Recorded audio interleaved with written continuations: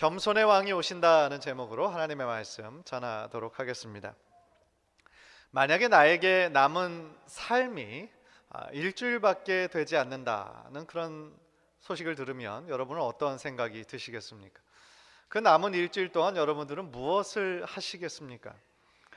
영화나 드라마에서 가끔씩 나오는 그런 주제들이죠. 그래서 보통 주인공들은 열심히 일하면서 주변의 사람들 잘 챙기지 않고 이기적인 그런 삶을 살다가 시한부 인생을 선고받은 이후 자신이 소중하게 정말 생각하는 그 가족들 또 친구들을 돌아보면서 그들과 함께 남은 시간을 보내고 또 서로 또 눈물을 흘리고 또 죽음으로 인해 아쉬운 이별을 하는 그런 장면들이 보통 우리가 자주 보던 그런 내용이기도 합니다.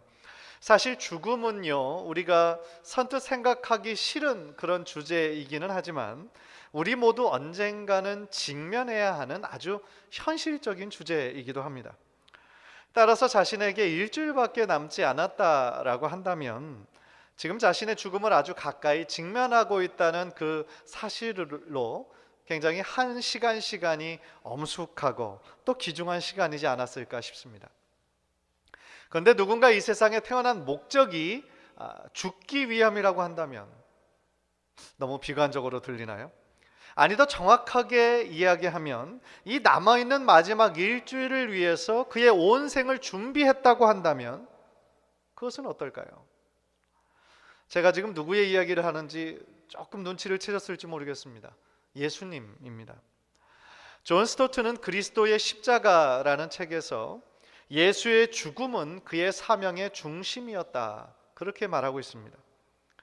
예수님의 소년 시절부터, 아니 예수님의 탄생 때부터 십자가는 예수님의 그 삶을 다 그림자를 드리고 있었다라는 거죠.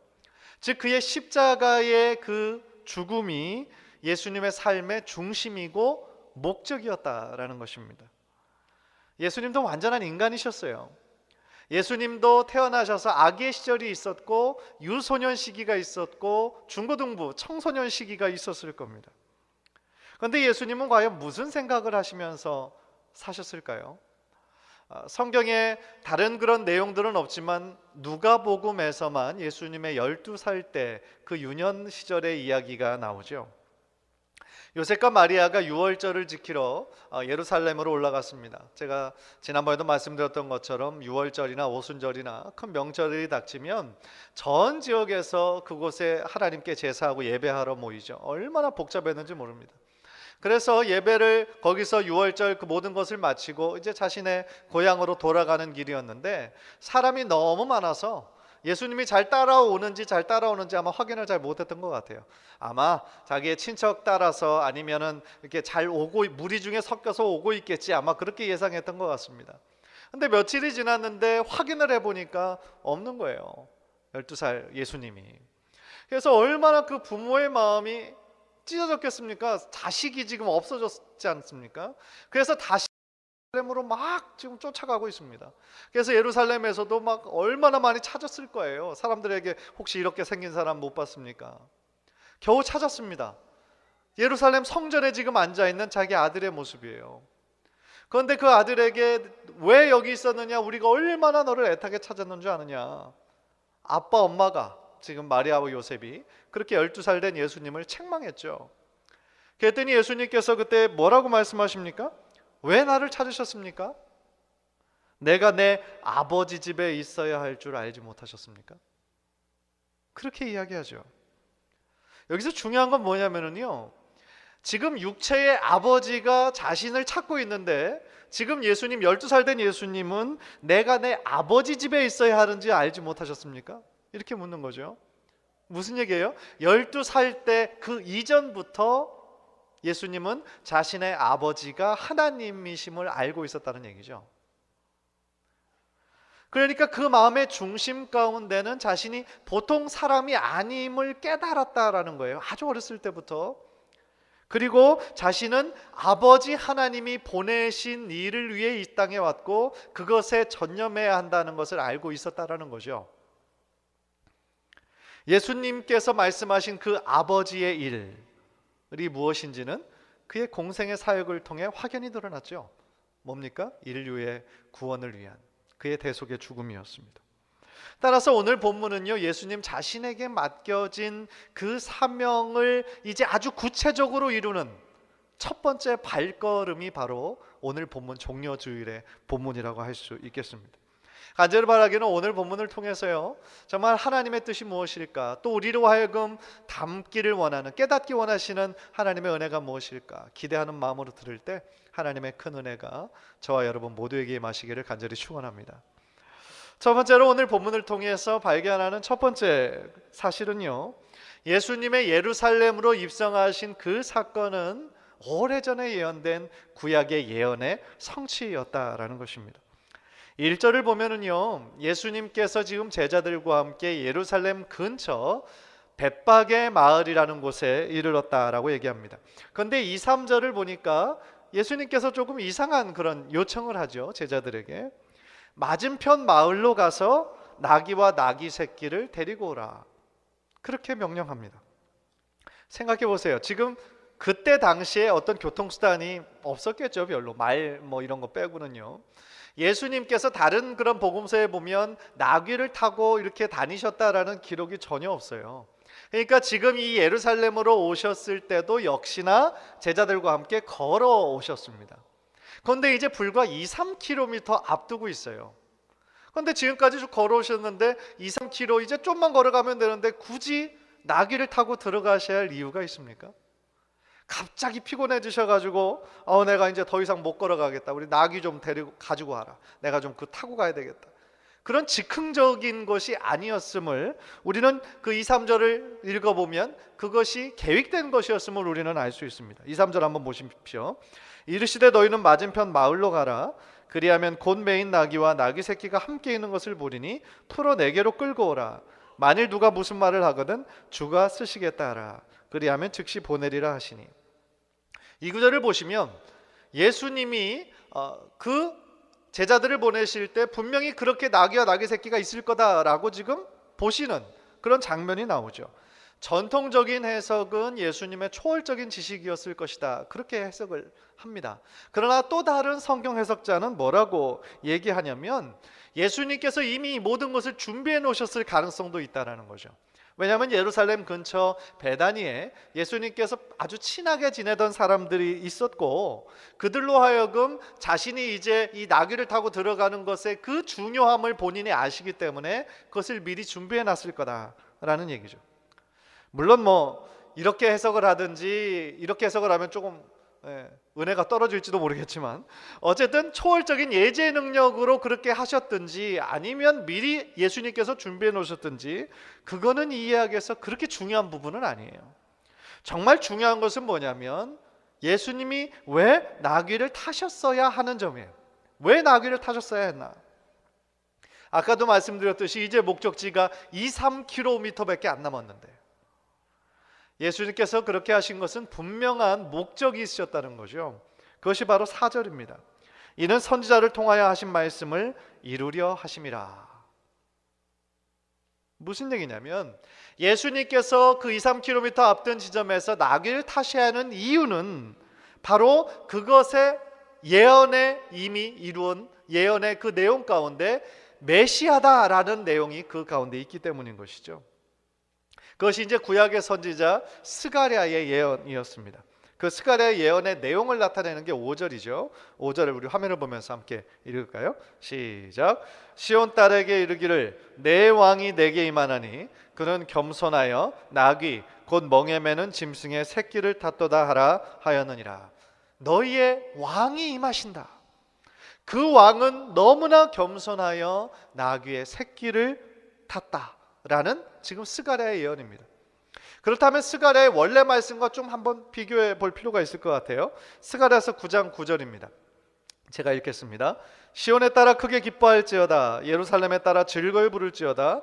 보라 내 왕이 내게 임하시나니 그는 공의로우시며 구원을 베푸시며 겸손하여서 나귀를 타시나니 나귀의 작은 것 곧 나귀 새끼니라. 스가랴의 그 예언의 말씀을 근거로 마태가 지금 그것을 다시 그대로 이용을 한 것이죠. 한 가지가 빠졌는데 공의로우시며 구원을 베푸신다, 그 내용만 빠져있죠. 그리고 마태는 그 구절을 이용하면서 자신을 포함한 유대 민족 전체가 그토록 간절하게 기다리던 메시아가 지금 도래했다라는 것을 선포하고 있는 것이죠.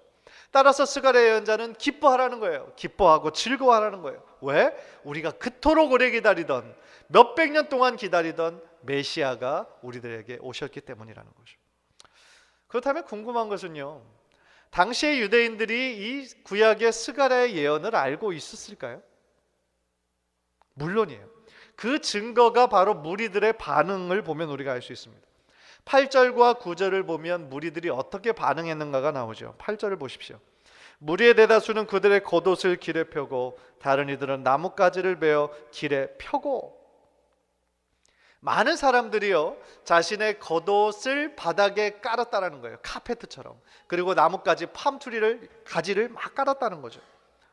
지금도 큰 격식을 차리는 그런 자리에서는 빨간 카페트를 깔고 그 위로 존귀한 그런 분들이 입장을 하죠. 마찬가지로 팔레스타인 문화권에서도요 동일한 그런 의미가 있었던 것 같아요. 그래서 이 장면을 우리가 한번 상상해 보면 마치 축제의 분위기 같은 거예요. 축제의 분위기처럼 사람들은 환호성을 지르고 아마 노래했을 겁니다. 예수님께서 나귀 새끼를 타고 천천히 자신들의 옷 위로, 나뭇가지 위로 들어오는 장면을 보면서 수많은 백성이 마치 그 어떤 왕이나 장군이 전쟁에서 승리한 그 개성가를 부르면서 지금 입장하는 것과 같은 그러한 동일한 기대와 환호성으로 지금 예수님을 지금 맞이하고 있는 것이죠. 결과적으로 그건 무슨 얘기냐면 그 자리에 있던 수많은 유대인들이 이 구약의 예언의 내용이 어떤 내용인 줄 알았다는 거죠. 만약에 몰랐으면 이렇게 할 이유가 없는 거죠. 또 9절을 보십시오. 앞에서 가고 뒤에서 따르는 무리가 소리 높여 이르되 호산나 다윗의 자손이여 찬송하리로다. 주의 이름으로 오시는 이여 가장 높은 곳에서 호산나 하더라. 호산나의 뜻은 뭐냐면요, 여호와여 구하옵나니 이제 구원하옵소서. 이제 구원하옵소서. 자신들이 지금 구원이 필요한 사람들임을, 우리를 좀 제발 구원해 달라고 하는 탄원이고 요청이었던 것이죠. 아이러니한 것은 뭐냐면요, 그렇게 많은 유대인들이 지금 그 구약의 예언을 기억하면서 지금 오고 있는 그 예수님이 메시아라는 사실을 분명히 알았음에도 불구하고 저들이 기대했던 메시아의 모습은 실제 예수님의 모습과는 너무나 달랐다는 거죠. 저들이 기대했던 메시아는 뭘까요? 당시 지금 로마 압제하에 있지 않았습니까? 그러니까 로마의 압제하에서 자신들을 구원해낼, 좀 이스라엘을 회복시켜줄 어떤 정치적인 왕, 어떤 군사적인 어떤 왕, 다윗을 떠올리면서 아마 그런 지도자를 아마 바라고 있었을 겁니다. 그러나 예수님의 오심은 이스라엘 사람들을 로마의 압제에서 구원해내기 위해서 오신 것이 아니죠. 이스라엘뿐만 아니라 죄에 빠져서 신음하고 있는 모든 백성들의 죄를 대속하시기 위해서 주님은 오신 것이죠. 사랑하는 성도 여러분, 우리가 믿는 예수님은 정말 예수님에 대한 그 구약의 예언을 하나도 빠짐없이 이루시고 성취하신 승리의 주님이심을 믿으시기를 바랍니다. 우리에게 참된 왕으로 오시고 우리에게 메시아로 오셔서 내가 져야 할 죄의 무거운 짐을 다 대신 져주신, 나의 죄의 모든 문제를 해결해 주신 그 은혜가 얼마나 크고 놀랍습니까? 간절히 바라기는 메시아를 기다리던 이스라엘의 무리가 호산나 호산나 외치며 예수님을 기뻐하고 찬양했던 것처럼 우리도 호산나를 외치면서 우리의 구원자이신 그 예수님, 우리에게 승리를 주기 위해 오신 그 예수님, 아직도 주님의 복음을 모르는 그런 사람들에게 그 호산나 주님을 외치며 증거하는 저와 여러분 모두 되시기를 주님의 이름으로 간절히 축원합니다. 두 번째로 깨닫는 것은 예수님께서 오신 그것은 바로 겸손의 왕이 오신다라고 하는 분명한 메시지였다라는 겁니다. 예수님께서는 멋진 말이 아니라 참 초라해 보이는 나귀를 타고 예루살렘에 입성하셨어요. 그것은 뭐냐면 세상이 기대하는 어떤 그 군사적인 지도자, 그러니까 힘과 권세로 밑에 사람들을 다스리는 그런 왕이 아니라 우리의 왕은 바로 겸손의 왕으로, 평화의 왕으로 오셨음을 보여주고 있는 것이죠. 생각해 보세요. 세상에 어떤 왕과 군주들이 나귀를 타고 오는 사람이 누가 있어요? 세상의 왕과 군주들은 다 멋진 말을 타고 다니죠. 그것이 하나의 힘의 상징이고 권력의 상징이잖아요. 그러나 주님께서는 기꺼이 나귀를 타고 입성하셨어요. 따라서 주님께서 나귀를 타고 입성하셨다는 것은 구약의 예언의 성취일 뿐만 아니라 그가 앞으로 일주일 동안 이루시려고 하는 그의 메시아 사역의 성격을 나타내 주고 있죠. 그것은 뭡니까? 그가 앞으로 걸어가야 할 길은 세상 사람들이 얘기하는 그런 어떤 힘에 의한 정복의 길이 아니라 고난의 길이고 겸손의 길임을 상징해 주고 있는 것이죠. 마가복음 10장 45절, 예수님이 오신 목적인데요, 우리 화면을 통해서 다 함께 읽겠습니다. 마가복음 10장 45절 시작. 인자가 온 것은 섬김을 받으려 함이 아니라 도리어 섬기려 하고 자기 목숨을 많은 사람의 대속물로 주려 함이니라. 아멘. 우리 주님은 왕이시죠. 당연히 섬김을 받으셔야 하는 분이에요. 그러나 그분은 우리를 섬기려 오셨어요. 얼마나 섬기려 오셨는지 자신의 목숨까지 많은 사람의 죄를 위한 대속물로 주시기 위해서 오셨어요. 그것이 아까 제일 처음에 말씀드렸던 십자가의 중심성이에요. 주님께서 오신 것은 오직 그 목적을 이루기 위해서 오신 거예요. 우리를 너무나 사랑하시기에 자신의 생명까지, 단 한 방울의 남은 피까지 모두 다 우리를 위해서 스스로 내어주신 거예요. 그 사랑과 그 헌신과 그 내려놓음이 얼마나 귀한 것입니까? 사실 우리가 살아가는 이 세상에서 섬김과 겸손은 최고의 가치가 아니에요. 사람들은 더욱더 높아지려고 하고요, 더욱더 많이 가지려고 해요. 인간의 물질을 향한 그 욕심, 그 탐욕은요, 사실은 그 도를 지나쳐 버린 지 오래됐어요. 이제 거기에는 우정도 없고 의리도 없고 심지어 가족도 없어요. 그저 돈만 많이 가질 수 있다면 어떤 최소한의 도덕과 윤리도 사라져버린 무섭고 슬픈 사회가 된 지 오래됐어요. 결국 인간의 욕심, 그리고 다른 사람들보다 더 높아지려고 하는 그 마음으로 인해서 크게 보면 나라와 나라 간의 관계도 결국 무력의 힘으로 과시하려고 하는 거죠. 이런 현실 속에서 오늘 본문에서 예수님은 우리에게 겸손의 왕으로, 평화의 왕으로 오신 거예요. 사람들을 압제하고 스스로 높임받으려는 그런 왕이 아니라 자기 백성을 섬기시고 구원하시기 위해서 겸손한 왕의 모습으로 오신 거예요. 우리는 그 예수님의 모습 속에서 우리가 낮아지고 우리가 겸손해야 참된 평화가 찾아온다라고 하는 사실을 발견해요. 우리가 서로 높아지려고만 하고 상대방과 지지 않으려고만 한다고 생각해 보세요. 우리가 속해 있는 그곳이 어느 곳이든지 그곳에서는 참된 평화가 없어요. 그것이 가정이에요. 생각해 보세요. 그 가정에 참된 평화가 있겠습니까? 서로 섬기지 않고 섬김을 받으려고만 하고 서로 상대방이 자기들이 잘못했다 인정만 받으려고 한다면 그 가정에서 싸움이 끊이지 않을 거예요. 그 직장에서, 그리고 우리가 속한 그 사회에서 그 싸움과 다툼과 분쟁은 끊이지 않을 거예요. 그러나 우리가 주님의 겸손을 담는다면, 주님의 겸손과 온유를 닮아 그곳에서 녹아진다면, 낮아진다면 그곳에서는 다툼이 사라지고 참된 평화가 임하는 거죠. 지난 2월 생명의 삶이라고 하는 큐티 잡지에서 본 이야기입니다. 언더우드 박사님, 목사님, 아마 여러분들 들어보셨을 겁니다. 한국에 최초로 들어와서 선교 사역을 감당하셨던 선교사, 목사님 선교사이십니다. 이분이 단순히 전도 선교에만 힘쓰신 것이 아니라 당시 얼마나 그 조선시대 못 살았습니까? 의료, 교육, 그 다음에 성서 번역, 하여간 여러 가지 사역들, 이분처럼 큰 공헌을 하신 분이 없다 할 정도로 언더우드 선교사님이 아펜젤러 선교사님과 함께 너무너무 엄청난 일들을 행하셨어요. 그리고 이분이 최초로 마가복음을 한국말로 번역하셨어요. 그리고 그분 이후로 성경 전체가 한국말로 번역이 됐죠. 그래서 언더우드 목사님이 제일 처음 오셔서 한국말을 열심히 배우고 이제 좀 의사소통이 가능해졌을 그때부터 똑같이 한국 사람과 같이 한국 옷을 입고요. 그러니까 이 갓 쓰고 이 한복 입고, 그 다음에 한국 사람이 먹는 똑같은 음식 먹고, 그렇게 사람들 만나면서 복음을 전하러 다녔다는 거죠. 서양인의 입장에서 생각해 보면 이 김치찌개나 된장찌개 우리는 참 맛있지만 서양 사람들 입장에서 볼 때는 이 향이 참 이게 독특하고 참기 힘든 거죠. 그런데 그런 것들을 먹으면서 또 그때 조선 사람들이 살았던 그 움막 같은 곳에서 함께 자면서 복음을 전했다라고 하는 것은 참 이 언더우드 선교사님의 그 헌신과 그 섬김이 얼마나 값진 것이었는지 참 깨닫게 되는 거죠. 근데 어느 날 언더우드 목사님이요, 그 어느 시골 그 주막에서 저녁을 먹고 있으니까 서양 사람을 처음 본 그 마을 사람들이 막 다 몰려들었다고 그래요. 사실 생각해보면 1890년 서양 사람을 누가 봤겠어요.